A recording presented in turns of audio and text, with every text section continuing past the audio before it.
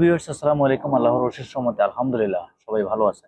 দেখেন, সার্বিয়ার দীর্ঘদিন যাবত কোনো আপডেট এই চ্যানেলের মধ্যে আপনাদেরকে দেওয়া হচ্ছে না। তার একমাত্র কারণ হচ্ছে, দেখেন, বর্তমান পরিস্থিতির আলোকপাতে সম্পূর্ণ সবকিছু কিন্তু আমাদের কোনো কিছু অজানা নেই, সম্পূর্ণ সবকিছুই জানা। যাই হোক, যেহেতু অথরাইজের মাধ্যমে বিষয়টা আমাদের বাংলাদেশে আসে ইন্ডিয়া থেকে, তো সেই অনুসারে হিউজ পরিমাণ বড় অংশের একটি ভিসা অ্যাপ্লিকেশন এখন পর্যন্ত জমা হয়ে আছে ভারতীয় যে সার্বিয়া এম্বাসি আছে সেখানে। তো সেখান থেকে বর্তমানে সার্বিয়ার যে ভিসাগুলো আলহামদুলিল্লাহ খুব ভালোভাবে হচ্ছে। এখন পর্যন্ত যারা জমা দিয়ে রেখেছেন সম্পূর্ণ সবকিছু কিন্তু ঠিক আছে। কিন্তু সবচেয়ে মানে বড় একটি যেই বিষয় সেটা হচ্ছে যে একটু সময় লাগতেছে। দেখেন, অনেকেরই সম্পূর্ণ পেমেন্ট থেকে শুরু করে ইন্স্যুরেন্স থেকে শুরু করে স্টেপ বাই স্টেপ যত কার্যক্রম আছে সম্পূর্ণ সবকিছু কিন্তু একবারে শেষ পর্যায়ে আছে। এখন অনেকেই বলবেন যে ভাই, আপডেট তো দিচ্ছেন কিন্তু ভিসা তো দিচ্ছে না ওইরকম কোনো মানে আশানুরূপ যে ফল যেটা আমরা গতানুগতিক ভাবে সচরাচর দেখবো, ওই ধরনের কোনো ভালো কোনো ফলাফল আমরা দেখতে পারতেছি না।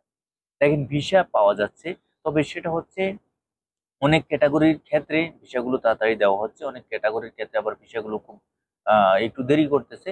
তার মানে হচ্ছে, যেমন ধরেন আপনার কনস্ট্রাকশন ভিত্তিক যেই ক্যাটাগরির কাজগুলো আছে তার মধ্যে হেভি লরি ড্রাইভার বা আপনার যে ধরনের ওয়েল্ডিং এর কাজগুলা বা আপনার আম, অন্যান্য যে ক্যাটাগরির কাজগুলো আছে, কনস্ট্রাকশন বা দালান কোঠা নির্মাণাধীন যে সমস্ত কাজকর্মের ভিতরে পর্যায়ে পড়ে, ওই সমস্ত কাজগুলো কিন্তু আলহামদুলিল্লাহ ভালো মানে খুব দ্রুততার সাথে দিচ্ছে। এবং আরেকটি বিষয় হচ্ছে যে কোম্পানি থেকেও যদি আপনার ওই ধরনের ভালো একটি ফিডব্যাক থাকে তাহলে কিন্তু এম্বাসির তরফ থেকে ভিসা পাওয়াটা সম্পূর্ণরূপে কিন্তু সহজভাবে রূপান্তরিত হয়। দেখেন ভিউয়ার্স, আসলে দেরি হওয়ার পিছনে যে মূল কারণটা সেটা হচ্ছে যে অনেক বড় অংশ ভিসা অ্যাপ্লিকেশন, যেটা অনেক হিউজ পরিমাণ ভিসা অ্যাপ্লিকেশন এম্বাসিতে জমা হয়ে আছে, যার কারণে কিন্তু দেরি হচ্ছে, এই ধরনের সময় লাগতেছে। তবে এই ক্ষেত্রে আমি বিগত ভিডিওগুলোতে বলেছি, বর্তমানেও বলতেছি, আপনাদের যাতে সম্পূর্ণ কার্যক্রমগুলো একবারে এ টু জেড কমপ্লিট করে মানে শেষ পর্যায়ে এসে আপনারা এম্বাসিতে জমা দিয়ে রেখেছেন, তারা আপনারা নিশ্চিন্তে থাকেন যে আপনাদের আলহামদুলিল্লাহ কোনো ধরনের সমস্যা নেই। অনেকেই চিন্তা করতেছেন যে ভাই, আমার পাসপোর্টের মেয়াদে কোনো সমস্যা হবে কিনা, বা আমার যে পারমিট আসছে পারমিটের তো অলরেডি দীর্ঘ সময় হয়ে গেছে, সেক্ষেত্রে কোনো সমস্যা হবে কিনা। দেখেন, এই বিষয়টা আমি একবারে পরিষ্কারভাবে আপনাদের সামনে তুলে ধরতে চাই। যারা এই ভিডিওটা দেখবেন একটু লক্ষ্য করবেন, আপনার পাসপোর্ট তথা আপনার ওয়ার্ক পারমিট এবং আপনার পুলিশ ক্লিয়ারেন্স যেই এক্সপায়ার ডেট গুলো থাকে বা মেয়াদ উত্তীর্ণ যে একটা নির্দিষ্ট সময় থাকে, সেটার উপর ভিত্তি করে মানে তার আগে পূর্ব মুহূর্তে আপনি যদি এম্বাসিতে সম্পূর্ণ কার্যক্রমগুলো শেষ করে আপনি এম্বাসিতে ফাইল সাবমিশন করে থাকেন, তাহলে পরবর্তী পর্যায়ে আপনার এম্বাসিতে জমা অবস্থায় যদি কোনো একটি ডকুমেন্টসের আপনার আহ, তাদের সময়ের কারণে তাদের যে লম্বা সময় অতিবাহিত হচ্ছে বা এম্বাসির কার্য দিবসগুলো বা কার্যক্রমগুলো একবারে ধীরগতি হওয়ার কারণে যদি আপনার আপনার কোনো ডকুমেন্টসের যদি এক্সপায়ার হয়ে যায় বা মেয়াদ উত্তীর্ণ হয়ে যায়, সেক্ষেত্রে আসলে আমাদের বা আমাদের সাধারণ যে আমরা ক্লায়েন্ট আছি তাদের চিন্তার কোনো কারণ নেই। একান্তই যদি কোনো ডকুমেন্টস আপনার আবার রিনিউ করা লাগে বা আপনার ডকুমেন্টসটা আবার রিসাবমিট করা লাগে, সেক্ষেত্রে আপনার এজেন্সি তথা আপনি যার মাধ্যমে আবেদন করেছেন উনি আপনাকে সম্পূর্ণ তদারকি করে বলে দিবে যে ভাই, আপনার এই কাগজটা বা এই পেপারটা আপনার পুনরায় জমা দিতে হবে বা এটা আপনি দ্রুততার সাথে করে নেন। আসলে আমরা এই সমস্ত বিষয় নিয়ে চিন্তা ভাবনা বা টেনশন না করে, আপনি যেহেতু একজন ব্যক্তি বা একটা এজেন্সির আন্ডারে জমা দিয়েছেন, তার উপর সম্পূর্ণ সবকিছু আপনি ডিপেন্ড করেই তো অবশ্যই আপনি বিশ্বস্ততার মাধ্যমে আপনি তার কাছে গিয়ে জমা দিয়েছেন।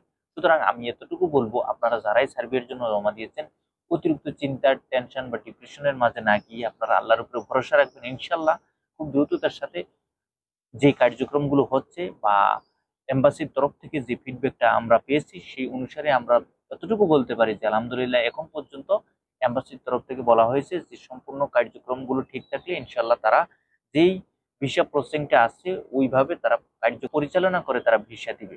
তো যাই হোক, আপনারা যারাই বর্তমানে সার্বিয়া ভিসার জন্য আবেদন করতেছেন, অবশ্যই আপনাকে চিন্তা ভাবনা করে আবেদন করতে হবে যে আপনার যে সময়টা লাগবে তার উপর আপনি ডিপেন্ড করে থাকতে পারবেন কিনা, মানে যেই সময়টা লাগতেছে সেই ধৈর্য শক্তি আপনার আছে কিনা, এতটুকু আপনাকে বুঝতে হবে। যদি আপনি 6 মাস বা তারও অধিক সময় লেগে যায়, সেক্ষেত্রে আপনি ধৈর্য হারা হয়ে যদি আপনি হাই হুতাশ করেন, তাহলে কিন্তু হয়তোবা আপনার ইউরোপের ভিসার কার্যক্রম বা ভিসার ক্ষেত্রে বা সার্বিয়া ভিসার ক্ষেত্রে আপনার কার্যক্রমটা ব্যাহত হবে। সুতরাং আপনাকে অবশ্যই ধৈর্য স্বীকার করতে হবে, যার মাধ্যমে জমা দিবেন চিন্তা ভাবনা করে জমা দিবেন। এবং সাথে সাথে আরেকটি বিষয় বলে রাখি, যারাই বলবে 2 থেকে 3 মাস বা 4 মাসের ভিতরে বা 5 মাসের ভিতরেও আপনার সার্বিয়ার ভিসা সম্ভব, এটা কিন্তু সম্পূর্ণ অবাস্তব একটি কথা। কোনো ধরনের বিভ্রান্তিকর কথাবার্তার মাঝে পড়ে আপনারা ফাইল সাবমিশন করে পরবর্তী পর্যায়ে যদি আপনার কথার সাথে কাজের সাথে মিল না থাকে, তবে হ্যাঁ, ইউরোপের ভিসার ক্ষেত্রে আপনি কোথায় কাজে কোথাও কোনো মিল পাবেন না।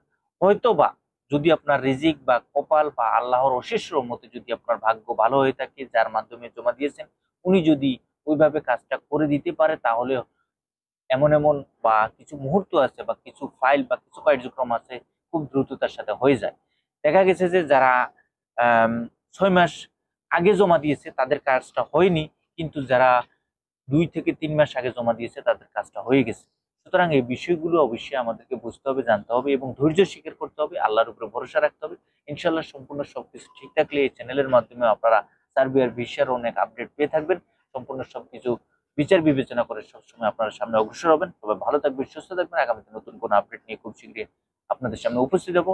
এবং সাথে সাথে আরেকটি বিষয় বলে রাখি, যারা এই ভিডিওটা এই মুহূর্তে দেখছেন, যদি আপনাদের কাঙ্ক্ষিত কোনো প্রশ্ন থেকে থাকে কমেন্ট বক্সে কমেন্ট করবেন। ইনশাল্লাহ চেষ্টা করবো দ্রুত সময়ে আপনাদের প্রশ্নগুলোর উত্তর দেওয়ার জন্য। আল্লাহ হাফেজ।